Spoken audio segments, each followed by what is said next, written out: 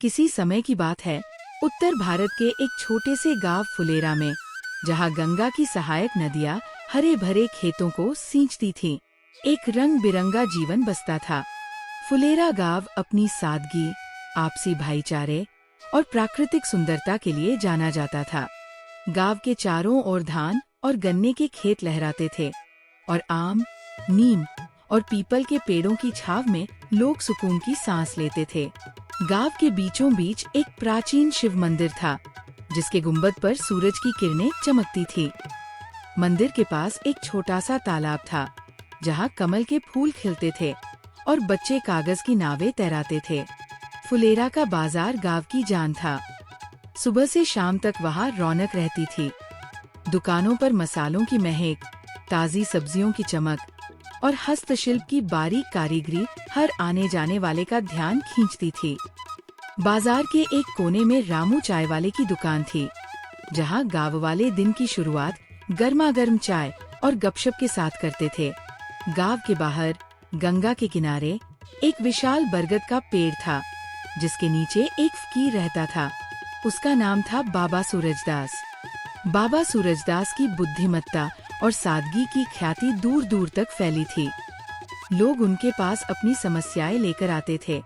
कभी खेतों में फसल की चिंता, कभी घरेलू कलह, तो कभी मन की उलझन। बाबा हर किसी को शांत स्वर में सलाह देते और उनकी हर बात में एक गहरी सीख छिपी होती। उनकी आंखों में एक अनोखी चमक थी, जो ये बताती थी कि वे संसार की सारी चालाकियों को समझते हैं। बाबा का पहनावा सादा था, एक फटी पुरानी धोती और कुर्ता, और उनके पास एक छोटी सी थैली थी, जिसमें कुछ पुरानी किताबें, एक माला और थोड़ा सा भोजन रहता था। वे हमेशा बरगद के पेड़ के नीचे ध्यान मग्न बैठे मिलते और उनकी हल्की मुस्कान लोगों के दिलों को छू लेती थी। लेकिन इस शांत और सौम्य गांव में दो ऐसे लोग भी थे, जो अपनी हरकतों से गांव वालों को परेशान करते थे। इनका नाम था भूरा और काला। भूरा और काला फुलेरा के सबसे कुख्यात ठग थे। वे न तो मेहनत में विश्वास रखते थे, न ही ईमानदारी में। उनकी जिंदगी का एकमात्र मकसद था लोगों को मूर्ख बनाकर धन कमाना। भूरा लंबा और पतला था, उसकी आंखें चालाक लोमड़ी की तरह थीं, और वो हमेशा नई नई योजनाएं बनाता रहता था। काला छोटा और मोटा था, उसकी घनी मूंछें थीं, और वह भूरा की हर बात पर हामी भरता था। दोनों की जोड़ी गांव में मशहूर थी, लेकिन गलत कारणों से। भूरा और काला बचपन से दोस्त थे। दोनों का जन्म फुलेरा में ही हुआ था, लेकिन उनके परिवार गरीब थे। भूरा का पिता रामलाल एक छोटा सा किसान था, जो सुबह से शाम तक खेतों में मेहनत करता था। वह अपने परिवार को 2 वक्त की रोटी देने के लिए कड़ी मेहनत करता, लेकिन भूरा को ये सब व्यर्थ लगता था। वह अक्सर अपने पिता से कहता, बापू, आप दिन रात खेतों में पसीना बहाते हैं, फिर भी हमें 2 जून की रोटी मुश्किल से मिलती है। मैं ऐसा रास्ता ढूंढूंगा जो हमें रातों रात अमीर बना दे। रामलाल उसे समझाते, बेटा, मेहनत और ईमानदारी ही सच्चा धन है। लालच का रास्ता हमेशा बर्बादी की ओर ले जाता है। लेकिन भूरा इन बातों को हंसी में उड़ा देता। काला का परिवार फुलेरा के बाजार में एक छोटी सी किराने की दुकान चलाता था। काला बचपन में दुकान पर बैठता, लेकिन वो ग्राहकों को कम तौल देता या नकली सामान बेच देता। एक बार उसने एक बूढ़ी औरत को नकली चीनी बेच दी, जिसके कारण गांव में उसकी बदनामी हो गई। जब उसके पिता को इसकी खबर लगी, तो उन्होंने उसे घर से निकाल दिया। काला ने भूरा के साथ मिलकर ठगी का रास्ता अपनाया। दोनों ने मिलकर गांव वालों को कई बार ठगा था, कभी नकली सोना बेचकर, कभी जादुई तावीज का लालच देकर, तो कभी झूठे वादे करके। लेकिन अब गांव वाले उनकी चालाकियों से वाकिफ हो चुके थे और कोई भी आसानी से उनके जाल में नहीं फंसता था। भूरा और काला की ठगियों की कहानियां फुलेरा में मशहूर थीं। एक बार उन्होंने गांव के एक साहूकार को नकली सोने का सिक्का बेचा था, जिसके बदले में उन्होंने उससे 100 रुपए ठग लिए। दूसरी बार उन्होंने एक बूढ़े किसान को ये कहकर ठगा कि उनके पास एक जादुई बीज है, जो रातों रात सोने का पेड़ उगा देगा। लेकिन जब किसान ने वो बीज बोया, तो कुछ भी नहीं उगा। गाँव वाले अब इन दोनों से सावधान रहते थे और बाजार में उनकी मौजूदगी पर नजर रखते थे। एक दिन सूरज डूबने के समय भूरा और काला रामू चाय वाले की दुकान पर बैठे थे। बाजार की रौनक धीरे धीरे कम हो रही थी और हवा में ठंडक घुल रही थी। भूरा ने अपनी चाय की चुस्की लेते हुए कहा, काला, हम हर बार छोटे मोटे लोगों को ठगते हैं। अब हमें कुछ बड़ा करना चाहिए, कुछ ऐसा जिससे हम रातों रात अमीर बन जाए। काला ने अपनी मूंछों को ताव देते हुए जवाब दिया, हाँ भूरा, लेकिन फुलेरा में अब कोई ऐसा बचा ही नहीं जो हमारी चाल में फंसे। सब हमें जान चुके हैं। तभी भूरा की नजर गंगा के किनारे बरगद के पेड़ की ओर गई, जहाँ बाबा सूरजदास ध्यान मग्न बैठे थे। उनके आसपास कुछ गाँव वाले बैठे थे जो उनकी कहानियां सुन रहे थे।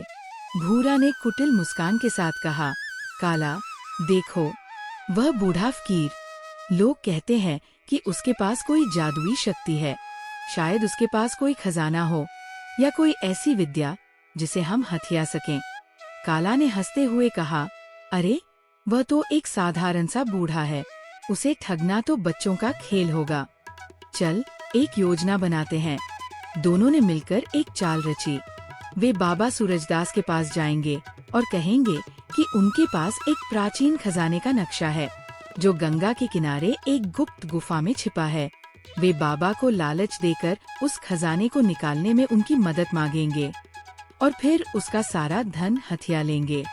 भूरा ने कहा, हम बाबा को कहेंगे कि खजाने को निकालने के लिए उनकी आध्यात्मिक शक्ति की जरूरत है, वह मना नहीं करेंगे।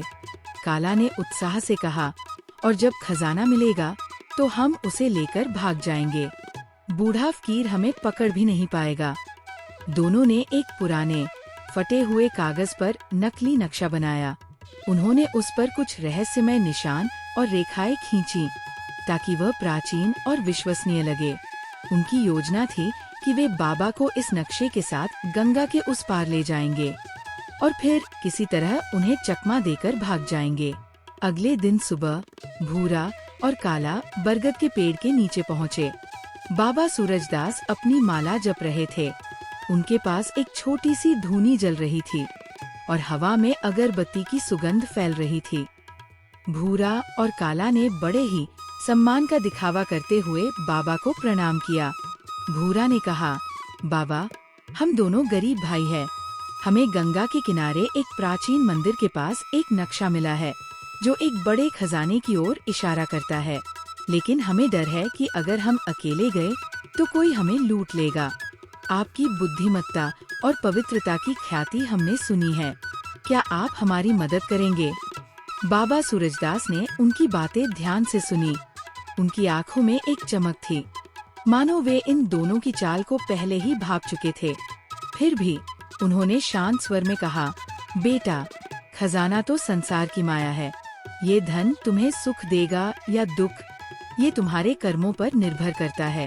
लेकिन अगर तुम्हें लगता है कि ये तुम्हारे लिए जरूरी है तो मैं तुम्हारी मदद करूँगा।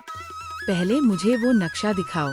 भूरा और काला ने वो नकली नक्शा निकाला और बाबा को सौंप दिया। बाबा ने नक्शे को गौर से देखा और उनकी मुस्कान और गहरी हो गई। उन्होंने कहा, ठीक है, ये खजाना गंगा के उस पार एक गुफा में हो सकता है, लेकिन वहाँ तक का रास्ता खतरनाक है। क्या तुम तैयार हो? भूरा और काला खुशी से उछल पड़े। उन्हें लगा कि बाबा उनकी चाल में पूरी तरह फंस गए हैं। उन्होंने तुरंत हामी भरी और अगले दिन की यात्रा के लिए तैयार हो गए। अगले दिन सूरज उगने से पहले बाबा सूरजदास, भूरा और काला गंगा के किनारे की ओर चल पड़े। गंगा की लहरें सुबह की किरणों में चमक रही थीं। नदी के किनारे मछुआरे अपनी नावें तैयार कर रहे थे और कुछ साधु संत स्नान कर रहे थे। बाबा ने अपनी थैली कंधे पर डाली और एक लकड़ी का डंडा हाथ में लिया। भूरा और काला अपने साथ एक छोटा सा थैला लाए थे जिसमें कुछ रोटियां, पानी की मटकी और उनका नकली नक्शा था। रास्ते में बाबा ने कई कहानियां सुनाई। एक कहानी थी एक लालची राजा की जो अपने लालच के कारण अपना राज्य और सम्मान दोनों खो बैठा। दूसरी कहानी थी एक गरीब किसान की, जिसने अपनी ईमानदारी और मेहनत से सारी मुश्किलों को पार किया। बाबा की हर कहानी में एक सीख थी, लेकिन भूरा और काला इन बातों को अनसुना कर रहे थे। उनके दिमाग में बस खजाने का लालच था। कई घंटों की यात्रा के बाद वे एक घने जंगल में पहुँचे। जंगल में ऊंचे ऊंचे पेड़ थे, जिनकी शाखाएं सूरज की रोशनी को रोक रही थी। हवा में पक्षियों की चहचहाहट और जंगली जानवरों की आवाजें गूंज रही थी। जंगल का रास्ता पथरीला और कांटों से भरा था। भूरा और काला को थोड़ा डर लग रहा था, लेकिन बाबा शांत और निश्चिंत थे। रास्ते में उन्होंने एक बार एक हिरन को देखा, जो अपनी चपलता से जंगल में गायब हो गया। काला ने डरते हुए कहा, बाबा, ये जंगल तो खतरनाक लगता है, कहीं कोई शेर ना आ जाए। बाबा ने हंसते हुए कहा, बेटा, डर उस मन में बसता है जो सच्चाई से दूर होता है। अगर तुम्हारा मन शुद्ध है तो कोई शेर तुम्हारा कुछ नहीं बिगाड़ सकता। आखिरकार वे एक पुरानी गुफा के सामने पहुँचे। गुफा का मुंह पत्थरों और झाड़ियों से ढका था और उसका अंधेरा रहस्यमय लग रहा था। गुफा के बाहर कुछ प्राचीन शिलालेख थे, जो समय के साथ धूमिल हो चुके थे। भूरा और काला उत्साहित हो गए, क्योंकि उन्हें लगा कि खजाना अब उनके हाथों में है। बाबा ने गुफा के सामने रुककर कहा, ये गुफा बहुत पुरानी है, यहाँ खजाना हो सकता है, लेकिन इसे पाने के लिए तुम्हें 3 कक्षों से गुजरना होगा। प्रत्येक कक्ष में एक परीक्षा होगी। पहली परीक्षा तुम्हारी बुद्धि की, दूसरी तुम्हारे धैर्य की और तीसरी तुम्हारी ईमानदारी की। अगर तुम इन तीनों में पास हुए तो खजाना तुम्हारा होगा। भूरा और काला ने एक दूसरे को देखा। उन्हें लगा कि ये तो आसान होगा। वे गुफा में प्रवेश करने के लिए तैयार हो गए। बाबा ने एक मशाल जलाई और आगे बढ़े। गुफा का अंधेरा इतना गहरा था कि मशाल की रोशनी भी मुश्किल से रास्ता दिखा रही थी। दीवारों पर नमी थी और हवा में एक ठंडी सिहरन थी। पहले कक्ष में प्रवेश करते ही उन्हें एक बड़ा पत्थर का दरवाजा दिखा। दरवाजे पर एक पहेली लिखी थी, मैं वह हूँ जो हर जगह है, फिर भी मुझे कोई देख नहीं सकता।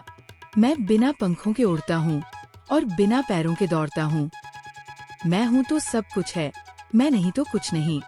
बताओ, मैं क्या हूँ? भूरा ने तुरंत कहा, ये हवा है। काला ने उसका विरोध किया, नहीं, ये समय है। दोनों में बहस शुरू हो गई। भूरा ने कहा, हवा हर जगह है और हम उसे देख नहीं सकते, वह बिना पंखों के उड़ती है। काला ने तर्क दिया, समय हर जगह है और वह बिना पैरों के दौड़ता है। अगर समय नहीं है तो कुछ भी नहीं है। दोनों एक दूसरे पर चिल्लाने लगे। बाबा चुपचाप मुस्कुरा रहे थे। उन्होंने कहा, शांत हो जाओ। बुद्धि का मतलब है एक दूसरे की बात सुनना और मिलकर जवाब ढूंढना। इस पहेली का जवाब है हवा, लेकिन तुम दोनों ने अपनी बुद्धि को बहस में बर्बाद किया। अगर तुमने एक दूसरे की बात सुनी होती तो जल्दी जवाब मिल गया होता। पत्थर का दरवाजा धीरे धीरे खुला और एक गहरी गूंज के साथ वे अगले कक्ष में पहुँचे। दूसरे कक्ष में एक बड़ा तालाब था, जिसके बीच में एक छोटा सा द्वीप था। द्वीप पर एक चमकता हुआ बक्सा रखा था, जो दूर से ही आकर्षक लग रहा था। तालाब का पानी गहरा और ठंडा था और उसमें मछलियाँ तैर रही थी। बाबा ने कहा, इस बक्से तक पहुँचने के लिए तुम्हें तालाब पार करना होगा, लेकिन तालाब में एक ही नाव है जो सिर्फ एक व्यक्ति को ले जा सकती है और बक्से को खोलने की चाबी तालाब के दूसरी ओर है। भूरा और काला ने जल्दबाजी में नाव पर कब्जा करने की कोशिश की। भूरा ने काला को धक्का दे दिया और काला ने भूरा को। दोनों एक दूसरे से लड़ने लगे। नाव तालाब में डगमगा गई और दोनों पानी में गिरते गिरते बचे। बाबा ने कहा, धैर्य रखो, अगर तुम दोनों मिलकर काम करो तो चाबी और बक्सा दोनों तुम्हें मिल सकते हैं। कई मिनटों की बहस और झगड़े के बाद दोनों ने समझा कि उन्हें एक दूसरे की मदद करनी होगी। भूरा ने पहले नाव लेकर तालाब के दूसरी ओर जाकर चाबी लाई। फिर उसने काला को नाव में बिठाया और उसे द्वीप तक ले गया। जब वे बक्से के पास पहुँचे तो उनकी आंखों में लालच की चमक थी। लेकिन बाबा ने उन्हें रोका। बाबा ने गंभीर स्वर में कहा, इस बक्से में खजाना है, लेकिन इसे खोलने से पहले तुम्हें एक सवाल का जवाब देना होगा। क्या तुम दोनों ने इस खजाने की खोज में पूरी ईमानदारी बरती है? भूरा और काला एक दूसरे को देखने लगे। उन्हें पता था कि उन्होंने बाबा को ठगने की कोशिश की थी। उनका नक्शा नकली था और उनकी मंशा बेईमानी की थी। लेकिन लालच में अंधे होकर भूरा ने कहा, हाँ बाबा, हम पूरी तरह ईमानदार हैं। बाबा ने मुस्कुराते हुए बक्सा खोला। उसमें से एक पुराना चमकदार दर्पण निकला। बाबा ने कहा, इस दर्पण में देखो, ये तुम्हें तुम्हारा असली चेहरा दिखाएगा। जैसे ही भूरा और काला ने दर्पण में देखा, उन्हें अपने चेहरों की जगह अपने काले इरादे दिखाई दिए। उन्हें अपनी सारी ठगियां, लालच और बेईमानी की घटनाएं याद आने लगी। भूरा को वह दिन याद आया जब उसने एक गरीब विधवा को नकली तावीज बेचा था। काला को वह पल याद आया जब उसने एक बूढ़े किसान को झूठा वादा करके ठग लिया था। दोनों की आंखें नम हो गईं और वे शर्मिंदगी से सिर झुका बैठे। बाबा सूरजदास ने शांत स्वर में कहा, बेटा, सच्चा खजाना धन या सोना चांदी नहीं है। सच्चा खजाना है तुम्हारा मन, तुम्हारी बुद्धि और तुम्हारी ईमानदारी। तुमने मुझे ठगने की कोशिश की, लेकिन मैंने तुम्हें तुम्हारी सच्चाई दिखा दी। जीवन में अगर तुम मेहनत और सच्चाई का रास्ता अपनाओगे तो तुम्हें कभी किसी खजाने की जरूरत नहीं पड़ेगी। बाबा ने आगे कहा, लालच एक ऐसा जाल है जो इंसान को अंधा बना देता है। ये तुम्हें क्षणिक सुख दे सकता है, लेकिन ये तुम्हारा सम्मान और आत्मा छीन लेता है। भारतीय दर्शन में कहा गया है कि कर्म ही तुम्हारा भाग्य बनाता है। अगर तुम अच्छे कर्म करोगे तो तुम्हें सच्चा सुख मिलेगा। भूरा और काला की आंखें नम हो गईं। उन्होंने बाबा के चरणों में सिर झुकाया और माफी मांगी। भूरा ने कहा, बाबा, हमने जीवन में बहुत गलतियां की। हमने लोगों को ठगा, उनके विश्वास को तोड़ा, लेकिन आज आपने हमें सही रास्ता दिखाया। हम वादा करते हैं कि अब हम ईमानदारी से जीवन जिएंगे। बाबा ने उन्हें गले लगाया और कहा, जाओ और अपने कर्मों से फुलेरा गांव का नाम रोशन करो। सच्चाई और मेहनत ही तुम्हारा असली खजाना है। भूरा और काला फुलेरा गांव लौट आए। उन्होंने ठगी का रास्ता छोड़ दिया और मेहनत का रास्ता अपनाया। भूरा ने अपने पिता के खेतों में काम शुरू किया। उसने दिन रात मेहनत की और नए तरीकों से खेती सीखी। उसने गांव वालों को मुफ्त में बीज बांटे और उनकी मदद की। काला ने बाजार में एक छोटी सी किराने की दुकान खोली, जहां वो पूरी ईमानदारी से व्यापार करने लगा। उसने ग्राहकों को सही तौल और उचित दाम देना शुरू किया। गांव वाले उनकी इस बदलाव को देखकर हैरान थे। पहले जो लोग उनसे दूर भागते थे, अब उनकी तारीफ करने लगे। फुलेरा का बाजार फिर से रौनक से भर गया और लोग भूरा और काला को एक नई नजर से देखने लगे। भूरा ने एक बार गांव के मंदिर में एक बड़ा भंडारा आयोजित किया, जिसमें उसने अपनी कमाई का एक हिस्सा दान किया। काला ने गांव के बच्चों के लिए एक छोटा सा स्कूल खोलने में मदद की, जहां गरीब बच्चे मुफ्त में पढ़ाई करने लगे। बाबा सूरजदास अपने बरगद के पेड़ के नीचे बैठे रहते और उनकी मुस्कान पहले से भी अधिक चमकदार हो गई थी। गांव वाले उनकी कहानियां सुनने आते और हर कहानी में एक नई सीख होती। फुलेरा का गांव फिर से शांति और समृद्धि का प्रतीक बन गया। फुलेरा गांव की संस्कृति में भारतीय परंपराओं का अनोखा संगम था। यहाँ होली, दिवाली और दशहरा बड़े धूमधाम से मनाए जाते थे। होली के दिन गांव का तालाब रंगों से भर जाता था और बच्चे एक दूसरे पर रंग फेंकते थे। दिवाली की रात मंदिर के आसपास दिए जलाए जाते थे और गांव वाले एक दूसरे के घर मिठाइयाँ बांटते थे। दशहरे पर गांव में रामलीला का आयोजन होता था, जिसमें बच्चे और बूढ़े सभी हिस्सा लेते थे। गांव में एक प्राचीन परंपरा थी कि हर साल गंगा के किनारे एक मेला लगता था। इस मेले में दूर दूर से साधु संत, व्यापारी और कलाकार आते थे। बाबा सूरजदास इस मेले में अपनी कहानियां सुनाते और लोग उनके पास आकर आशीर्वाद लेते। भूरा और काला ने भी इस मेले में हिस्सा लिया और उन्होंने अपनी मेहनत से कमाए पैसे से गाँव वालों के लिए मुफ्त भोजन का स्टॉल लगाया। इस कहानी की नैतिक शिक्षा ये है कि लालच और बेईमानी हमेशा नुकसान की ओर ले जाती है। सच्चाई, मेहनत और बुद्धिमत्ता ही जीवन का असली खजाना है। दूसरों को ठगने की कोशिश में व्यक्ति खुद ही ठगा जाता है। बाबा सूरजदास की तरह हमें अपने मन को शुद्ध रखना चाहिए और दूसरों को सही रास्ता दिखाने की कोशिश करनी चाहिए। भारतीय दर्शन में कहा गया है कि सत्य शिवं सुंदरम, सत्य ही शिव है और सत्य ही सुंदर है। भूरा और काला की कहानी हमें सिखाती है कि गलत रास्ते पर चलने वाले भी सही मार्गदर्शन पाकर अपने जीवन को बदल सकते हैं। बाबा सूरजदास का जीवन हमें ये सिखाता है कि सादगी और बुद्धिमत्ता से हर मुश्किल को हल किया जा सकता है। भूरा और काला के परिवर्तन ने फुलेरा गांव को और समृद्ध बनाया। गांव वाले अब एक दूसरे के साथ और अधिक एकजुट हो गए। मंदिर के पुजारी पंडित रामनाथ ने भूरा और काला की तारीफ की और कहा, ये बाबा सूरजदास का चमत्कार है। उन्होंने दो भटके हुए लोगों को सही रास्ता दिखाया। गांव की एक बूढ़ी औरत दादी अम्मा, जो हमेशा भूरा और काला की शिकायत करती थी, अब उनकी दुकान पर जाकर उनसे बातें करती थी। उसने एक दिन काला से कहा, बेटा, तुमने मेरे विश्वास को जीत लिया।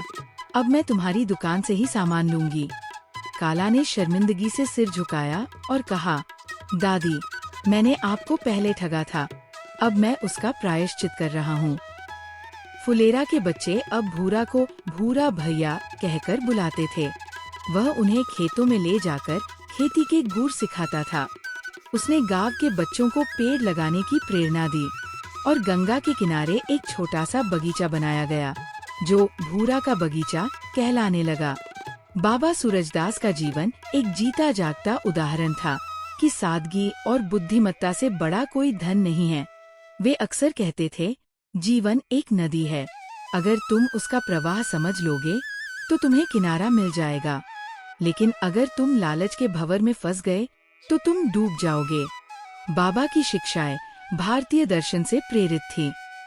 वे गीता के उपदेशों को सरल शब्दों में समझाते थे।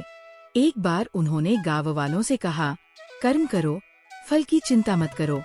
तुम्हारा काम है मेहनत करना और सच्चाई पर चलना, बाकी सब भगवान पर छोड़ दो। भूरा और काला की कहानी फुलेरा गांव में एक मिसाल बन गई। गांव वाले अब उनकी कहानी अपने बच्चों को सुनाते थे ताकि वे लालच और बेईमानी से बचें। बाबा सूरजदास का बरगद का पेड़ अब एक तीर्थ स्थल बन गया था, जहां लोग सलाह और आशीर्वाद लेने आते थे। फुलेरा गांव की शांति और समृद्धि ने दूर दूर तक उसका नाम रोशन किया।